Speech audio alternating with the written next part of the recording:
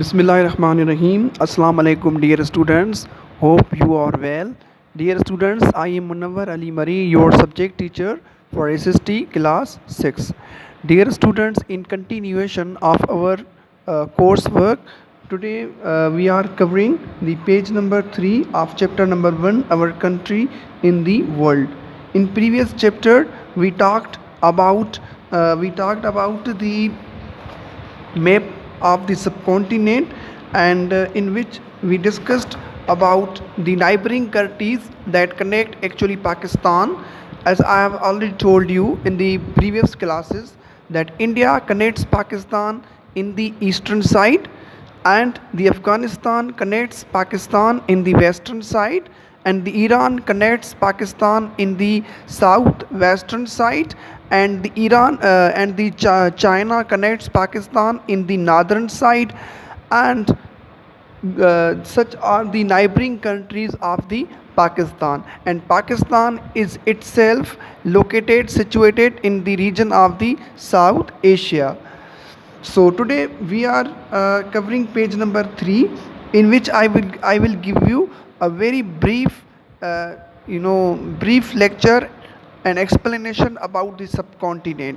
बेटा जो सबकॉन्टिनेंट है बेटा, सबकॉन्टिनेंट का जो नॉर्दर्न साइड है, यानी कि जो उसका शुमाली साइड है, उसके अंदर जो इलाके आते हैं वो आते हैं पाकिस्तान के गिलगित बल्तिस्तान, आज़ाद कश्मीर और Jammu disputed state of disputed Jammu and Kashmir, यानी कि जो इस वक्त इंडिया के कब्ज़े में है।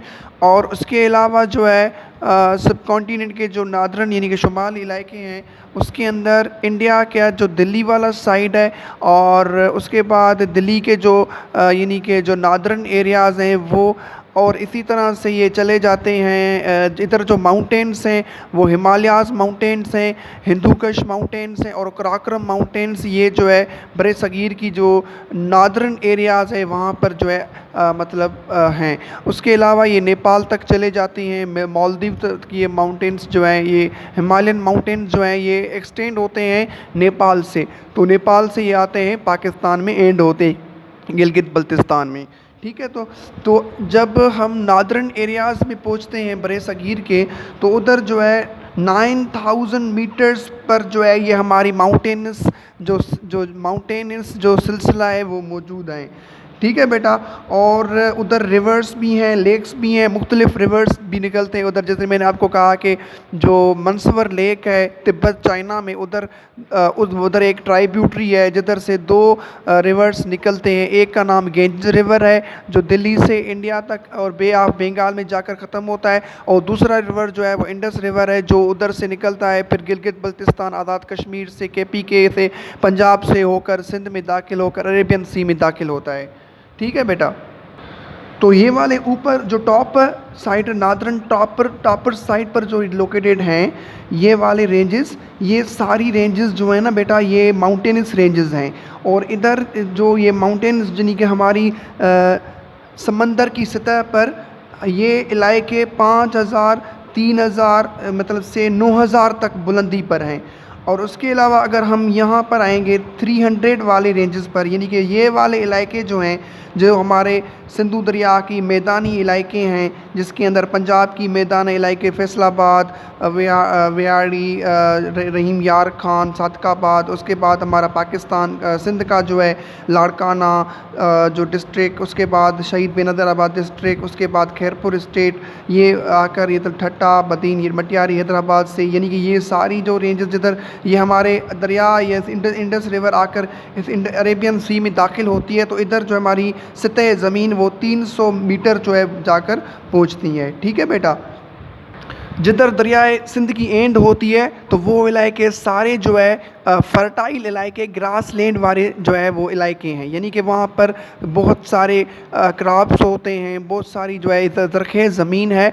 और क्योंकि उधर पानी का सिस्टम, इरीगेशन का निज़ाम मौजूद है, पानी का निज़ाम मौजूद है दरियाए सिंध से, इसीलिए वो सारे इलाके जो है वो मतलब सेरियाब होते हैं, वहाँ फसलें होते हैं। ठीक है बेटा, और सब कॉन्टिनेंट जिसको हम बरे सगीर कहते हैं, दरअसल ये सब इज़ अ लैटिन वर्ड, एक लैटिन वर्ड है, इसकी माना है एक छोटा सा हिस्सा।